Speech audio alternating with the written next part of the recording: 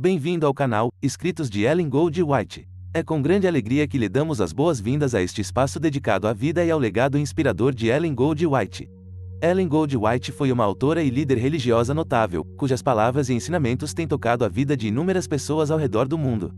Convidamos você a explorar os vídeos disponíveis neste canal e a participar ativamente desta comunidade. Sinta-se à vontade para comentar, fazer perguntas e compartilhar suas próprias experiências e insights relacionados aos ensinamentos de Ellen Gold White. Seja bem-vindo e aproveite sua estadia neste canal. Estamos ansiosos para compartilhar essa jornada espiritual com você. Eventos Finais, capítulo 6. O estilo de vida e as atividades do remanescente. Espírito de serviço e abnegação. Longamente tem Deus esperado que o espírito de serviço se apodere de toda a igreja, de maneira que cada um trabalhe para ele segundo sua habilidade. Quando os membros da Igreja de Deus fizerem a obra que lhes é indicada nos necessitados campos nacionais e estrangeiros, em cumprimento da comissão evangélica, todo mundo será logo advertido, e o Senhor Jesus retornará à terra com poder e grande glória. Há por toda parte a tendência de substituir pela obra de organizações o esforço individual. A sabedoria humana tende à consolidação, à centralização, à edificação de grandes igrejas e instituições. Muitos deixam as instituições e organizações à obra da beneficência. Eximem-se do contato com o mundo, e o coração torna-se-lhes frio. Ficam absorvidos consigo mesmos e insensíveis à impressão. Extingue-se-lhes no coração o amor para com Deus e o homem. Cristo confia a seus seguidores uma obra individual, uma obra que não pode ser feita por procuração. O serviço aos pobres e enfermos, o anunciar o evangelho aos perdidos, não deve ser deixado a comissões ou caridade organizada. Responsabilidade individual esforço e sacrifício pessoal é uma exigência evangélica. Ocupai-vos até que ele volte. Cristo diz: ocupai-vos até que eu volte. Talvez faltem apenas alguns anos para que termine a história de nossa vida, mas devemos ocupar-nos até então. Cristo quer que cada pessoa se habitue a esperar calmamente o seu segundo aparecimento. Todos devem examinar diariamente a palavra de Deus, mas não negligenciar os deveres atuais. Cristo declarou que, quando ele vier, alguns de seu povo expectante estarão empenhados em transações comerciais. Alguns estarão semeando no campo, outros ceifando e recolhendo o que foi ceifado, e outros ainda moendo no moinho. Não é a vontade de Deus que os seus eleitos abandonem os deveres e as responsabilidades da vida e se entreguem à ociosa contemplação, vivendo num devaneio religioso. Amontoai nesta vida todas as boas obras que puderdes. Como se cada dia fosse o último. Devemos vigiar e trabalhar e orar, como se este fosse o último dia que nos fosse concedido. Nossa única segurança está em realizar o nosso trabalho para cada dia, como ele se apresenta, labutando, vigiando, esperando, confiando em todas as ocasiões na força daquele que esteve morto, mas reviveu e está vivo para todo sempre. Cada manhã consagrai-vos e vossos filhos a Deus para esse dia. Não façais cálculos para meses ou anos, eles vos não pertencem. Um curto dia é o que vos é dado. Como se fosse esse o vosso último dia na terra, trabalhai para o Mestre durante as suas horas. Deponde perante ele todos os vossos planos, para serem executados ou rejeitados, conforme o indique a sua providência. Conscienciosa observância do sábado. É intuito do Pai Celestial preservar entre os homens, mediante a observância do sábado, o conhecimento de si mesmo. Seu desejo é que o sábado nos aponte a Ele como o único Deus verdadeiro, e pelo conhecimento dele possamos ter vida e paz. Durante toda a semana nos cumpre ter em mente o sábado e fazer a preparação indispensável, a fim de observá-lo conforme o mandamento. Não devemos observá-lo simplesmente como objeto de lei. Devemos compreender suas relações espirituais com todos os negócios da vida. Quando o sábado é desta forma lembrado, as coisas temporais não influirão sobre o exercício espiritual de modo a prejudicá-lo. Nenhum serviço atinente aos 6 dias de trabalho será deixado para o sábado. Devem-se atender às necessidades da vida, cuidar dos doentes, suprir as faltas dos necessitados. Não será tido por inocente o que negligenciar a aliviar o sofrimento no sábado. O santo dia de repouso de Deus foi feito para o homem, e os atos de misericórdia se acham em perfeita harmonia com seu desígnio. Deus não deseja que suas criaturas sofram uma hora de dor que possa ser aliviada no sábado ou noutro dia qualquer. Fiéis nos dízimos e nas ofertas. O dízimo é sagrado, reservado por Deus para si mesmo. Tem de ser trazido ao seu tesouro para ser empregado em manter os obreiros evangélicos em seu labor. Lede atentamente o 3º capítulo de Malaquias e vede o que diz o Senhor a respeito do dízimo. O Novo Testamento não dá novamente a lei do dízimo, como também não a dá a do sábado, pois pressupõe a validade de ambos e explica sua profunda importância espiritual. O Senhor convida hoje os adventistas do 7º dia de todas as partes para a Ele se consagrarem e fazerem, segundo sua capacidade, o máximo que lhes for possível para auxiliar sua obra. Por sua liberalidade ao fazer donativos e ofertas, deseja Ele que revelem apreço por suas bênçãos e gratidão por sua misericórdia. Caridade à beira da morte é um pobre sucedâneo da beneficência em vida. As necessidades da causa aumentarão continuamente à medida que nos formos aproximando do fim do tempo. Somos colocados sob prova no mundo, a fim de determinar nossa habilitação para a vida futura. Nenhum daqueles cujo caráter estiver maculado com a nódoa imunda do egoísmo poderá entrar no céu. Portanto, Deus nos prova aqui, concedendo-nos posses temporais, para que o uso que disso fizermos possa revelar se nos poderão ser confiadas as riquezas eternas. Estabelecer novas instituições. Alguns poderão dizer: se o Senhor vem logo, que necessidade há de estabelecer escolas, sanatórios e fábricas de alimentos? Que necessidade há de que nossos jovens aprendam ofícios? Está no desígnio do Senhor que constantemente desenvolvamos os talentos que nos deu. Não podemos fazer isto a menos que os usemos. A perspectiva da breve volta de Cristo não deve conduzir à indolência. Ao contrário, ela deve nos levar a fazer tudo o que pudermos para abençoar e beneficiar a humanidade. Uma grande obra precisa ser efetuada em todas as partes do mundo, e porque o fim está perto, ninguém deve deduzir que não é necessário especial esforço para edificar as diversas instituições que a causa requer.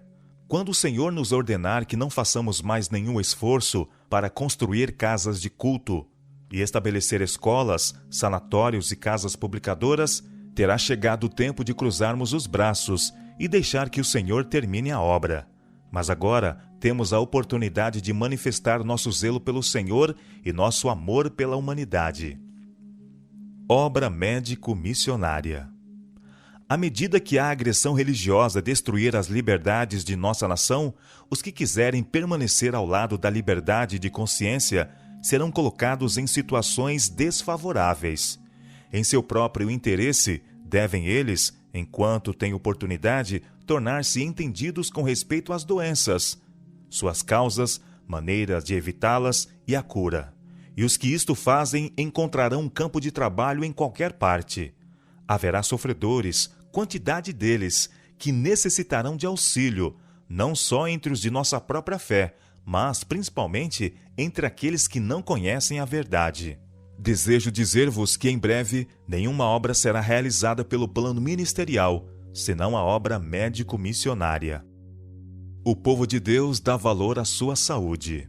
Foi-me mostrado que a reforma de saúde é uma parte da mensagem do terceiro anjo e está tão intimamente ligada a ela como o braço e a mão ao corpo humano. Chá, café, fumo e álcool precisam ser apresentados como condescendências pecaminosas. Não podemos pôr a carne, os ovos, a manteiga e o queijo em pé de igualdade com esses artigos colocados sobre a mesa. Estes não devem ser postos na frente como o tema principal de nossa obra. Os primeiros, chá, café, fumo, cerveja, vinho e todas as bebidas alcoólicas, não devem ser ingeridos moderadamente, mas rejeitados. A verdadeira temperança nos ensina a dispensar inteiramente todas as coisas nocivas e usar judiciosamente aquilo que é saudável. Ar puro, luz solar, abstinência, repouso, exercício, regime conveniente, uso de água e confiança no poder divino. Eis os verdadeiros remédios.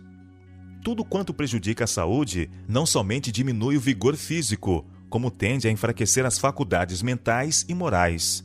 A condescendência com qualquer prática nociva à saúde torna mais difícil a uma pessoa o discernir entre o bem e o mal, e daí mais difícil resistir ao mal. Retornar à alimentação original. Deus está procurando levar-nos de volta, passo a passo, a seu desígnio original, que o homem subsista com os produtos naturais da terra. Entre os que estão aguardando a vinda do Senhor, deve a alimentação cárnea ser finalmente abandonada. A carne deixará de fazer parte de seu regime alimentar. Devemos ter isto sempre em mente e procurar agir firmemente nesse sentido. Devem ser vistas maiores reformas entre o povo que pretende estar aguardando o breve aparecimento de Cristo. A reforma de saúde deve realizar uma obra entre o nosso povo que ela ainda não realizou.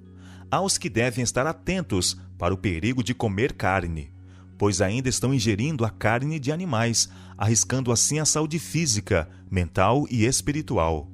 Muitos que agora estão apenas meio convertidos no tocante à questão de comer carne, se afastarão do povo de Deus para não mais andar com eles.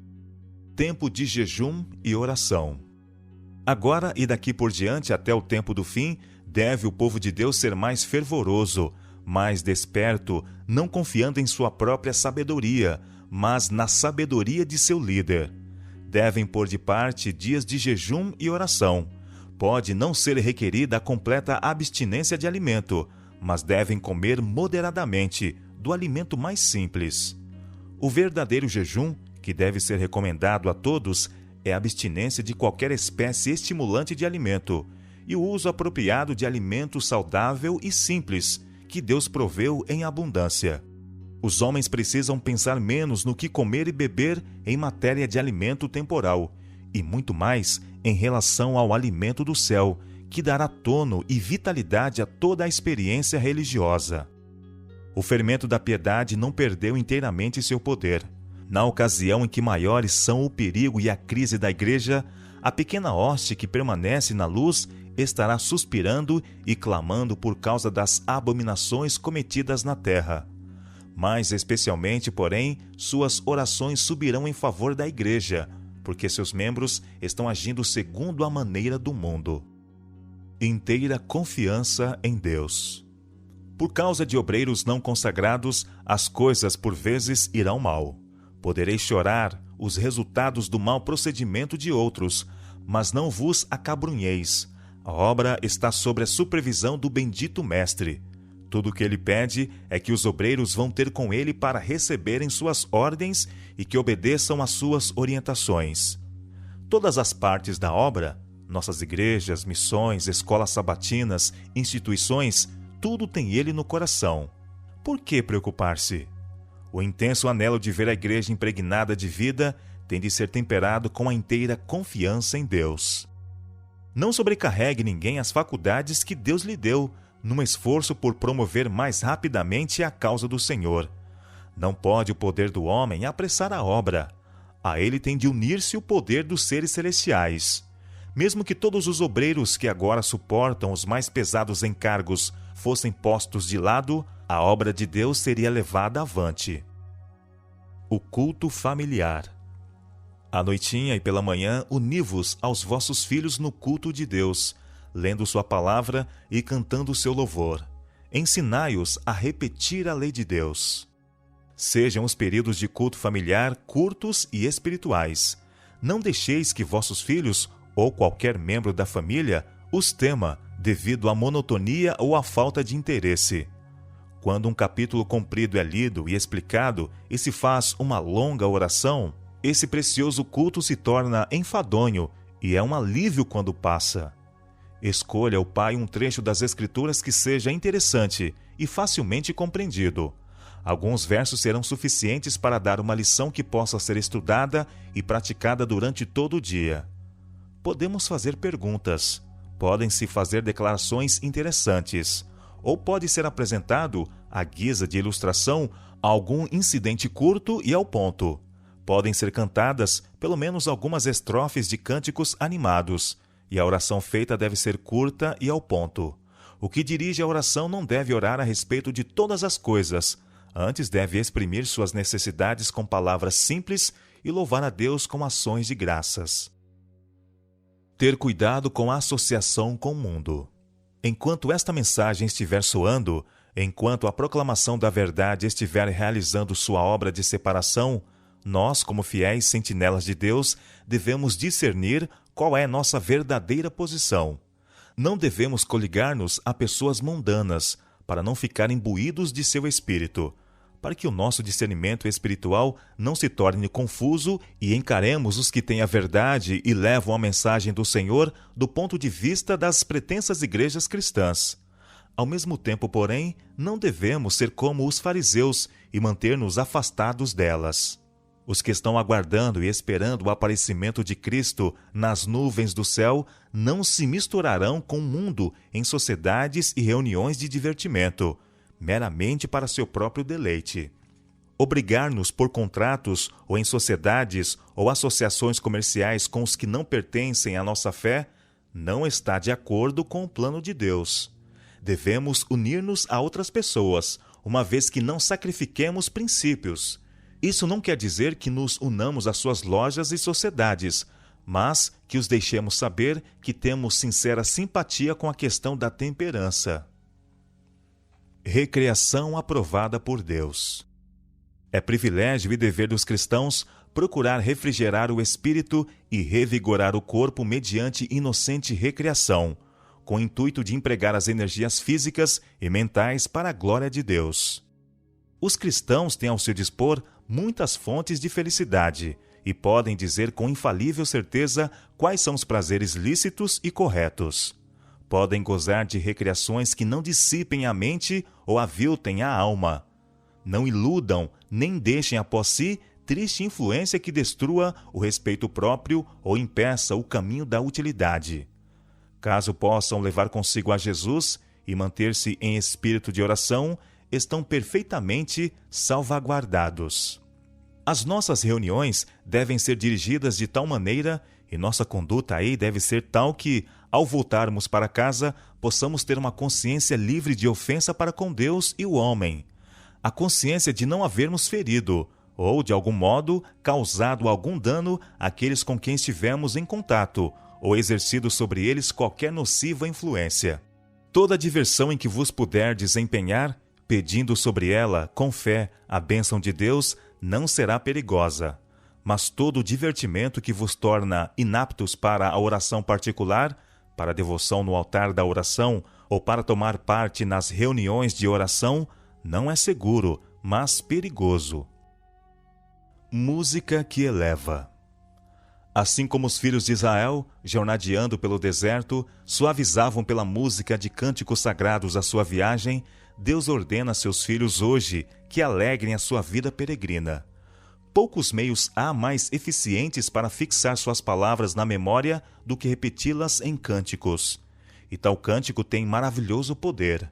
Tem poder para subjugar as naturezas rudes e incultas, poder para suscitar pensamentos e despertar simpatia, para promover a harmonia de ação e banir a tristeza e os maus pressentimentos, os quais destroem o ânimo e debilitam o esforço.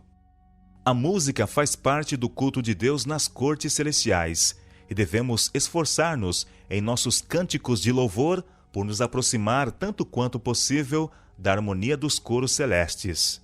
O cântico, como parte do culto religioso, é um ato de adoração, tanto como a prece. O emprego de instrumentos de música não é absolutamente objetável. Eles eram usados nos serviços religiosos dos antigos tempos. Os adoradores louvavam a Deus com a harpa e o símbolo, e a música deve ter seu lugar em nossos cultos. Televisão e teatro. Entre as casas de diversões, a mais perigosa é o teatro. Em lugar de ser uma escola de moralidade e virtude, como costuma ser chamada, é ela justamente o viveiro da imoralidade. Os hábitos viciosos e as tendências pecaminosas são fortalecidas e confirmadas por esses entretenimentos.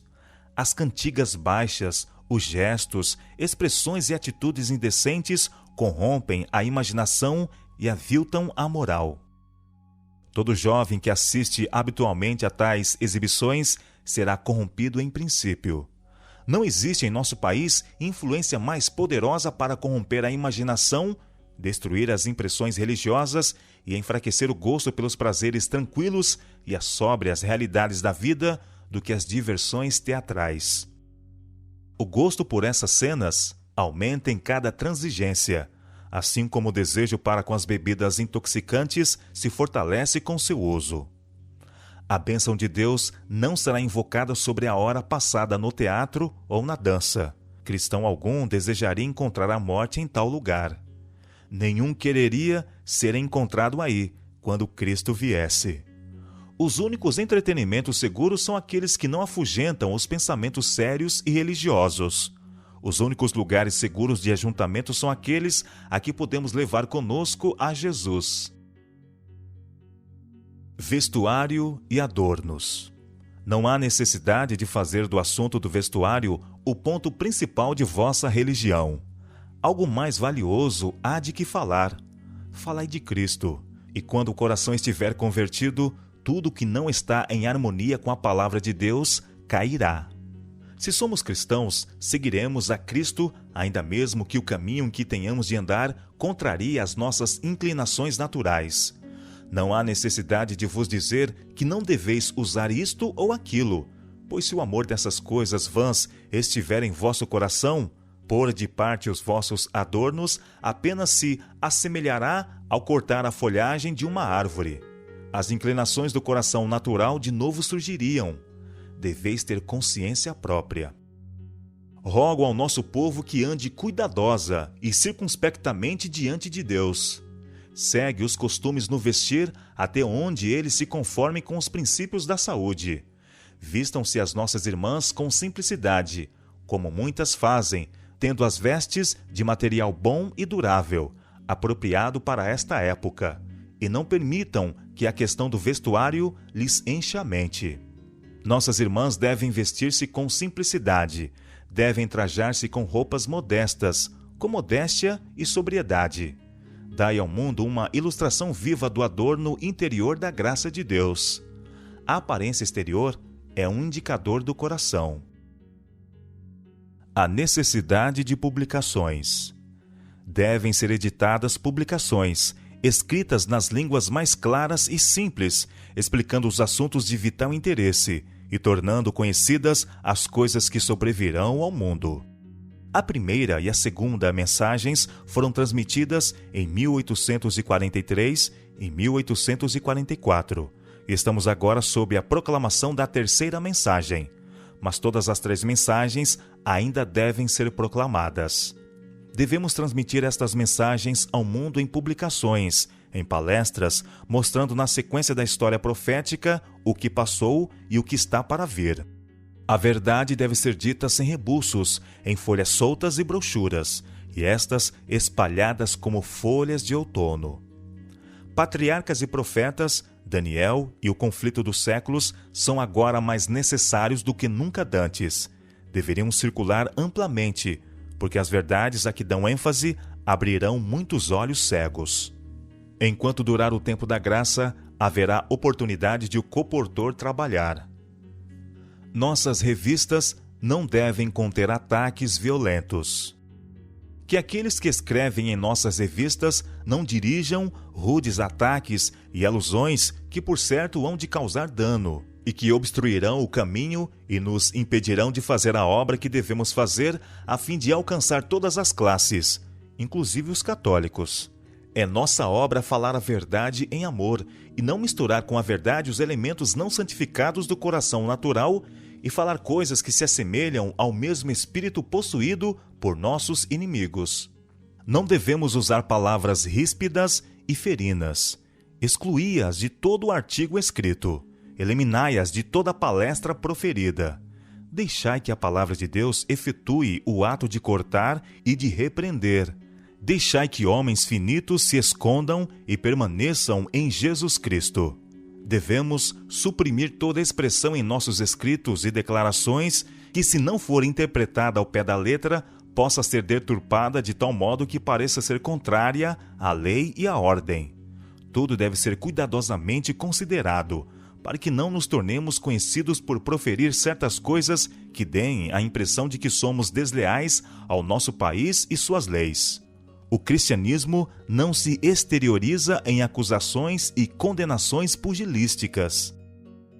Acautelar-se contra questões secundárias. Deus não esqueceu o seu povo, escolhendo um homem isolado aqui e outro ali, como os únicos dignos de que lhes confie a verdade. Não dá a um homem luz contrária à estabelecida fé do corpo de crentes. Em toda a reforma, surgiram homens pretendendo isso. Ninguém confia em si mesmo, como se Deus lhe houvesse conferido luz especial acima de seus irmãos. Alguém aceita umas ideias novas e originais que não parecem discordar da verdade. Sobre isso se demora, até que lhe parece revestido de beleza e importância, pois Satanás tem poder para lhe dar essa falsa aparência. Por fim, torna-se o seu tema todo absorvente, o único e grande ponto em volta do qual tudo gira, e a verdade é desarraigada do coração. Advirto-vos que vos guardeis contra esses movimentos desviados, cuja tendência é distrair a mente da verdade. O erro jamais é inofensivo, nunca ele santifica, mas sempre traz confusão e dissensão. Enfatizar a unidade, não as diferenças. Existem 1000 tentações disfarçadas, preparadas para os que têm a luz da verdade, e a única segurança para qualquer de nós está em não recebermos nenhuma nova doutrina, nenhuma interpretação nova das Escrituras, antes de submetê-la à consideração dos irmãos de experiência. Apresentai-a a eles, com espírito humilde e pronto para aprender, fazendo fervorosa oração. E se eles não virem luz nisto, atendei ao seu juízo, porque na multidão de conselheiros há segurança. Surgiram homens e mulheres proclamando possuir alguma nova luz ou alguma nova revelação, e cuja tendência é abalar a fé nos marcos antigos. Suas doutrinas não resistem à provada palavra de Deus. Mesmo assim, almas serão enganadas. Farão circular relatórios falsos e alguns serão apanhados pela armadilha. Não podemos ser demasiado vigilantes contra toda forma de erro, pois Satanás está constantemente buscando afastar da verdade os homens. Devemos tornar evidente que é essencial ser unidos, não para requerer que os outros concordem com as nossas ideias, mas porque, se todos buscarem a mansidão e humildade de Cristo, terão o mesmo sentimento que Ele. Então, haverá unidade de espírito. Insto com os que professam crer na verdade, que andem em união com os irmãos. Não procureis dar ao mundo ocasião de dizer que somos extremistas, que somos desunidos, que um ensina uma coisa e outro outra. Evitai a dissensão. Como enfrentar os críticos? Aqueles que se têm apartado da fé virão às nossas congregações para distrair nossa atenção da obra que Deus deseja que se faça. Não vos podeis permitir desviar os ouvidos da verdade para as fábulas. Não vos detenhais para procurar converter aquele que está proferindo palavras de reprovação contra a vossa obra, mas deixai que se patenteie que sois inspirados pelo Espírito de Jesus Cristo, e os anjos de Deus vos porão nos lábios palavras que toquem o coração de vossos oponentes. Se esses homens persistirem em sua atitude, aqueles na congregação que são dotados de um espírito sensato compreenderão que vossa norma é a mais elevada. Falai de modo a mostrar que Jesus Cristo está falando por vosso intermédio. Exaltar a palavra de Deus. Se trabalharmos para criar excitação do sentimento, teremos tudo quanto queremos e mais do que possivelmente podemos saber como manejar. Calma e claramente prega a palavra. Importa não considerar nossa obra criar excitação. Unicamente o Espírito de Deus pode criar um entusiasmo são. Deixai que Deus opere, e ande um instrumento humano silenciosamente diante dele, vigiando, esperando, orando, olhando a Jesus a todo momento, conduzido e controlado pelo precioso Espírito, que é luz e vida. Precisamos ir ao povo com a sólida palavra de Deus, e quando eles receberem essa palavra, o Espírito Santo poderá vir, mas ele vem sempre, como declarei antes, por uma maneira que se recomenda ao discernimento das pessoas. Em nosso falar e em todos os nossos cultos espirituais, devemos revelar a calma e a dignidade e o piedoso temor que atua em todo verdadeiro Filho de Deus. É por meio da palavra, não de sentimentos ou de excitação, que precisamos influenciar as pessoas a obedecer à verdade. Podemos permanecer em segurança sobre a plataforma da palavra de Deus.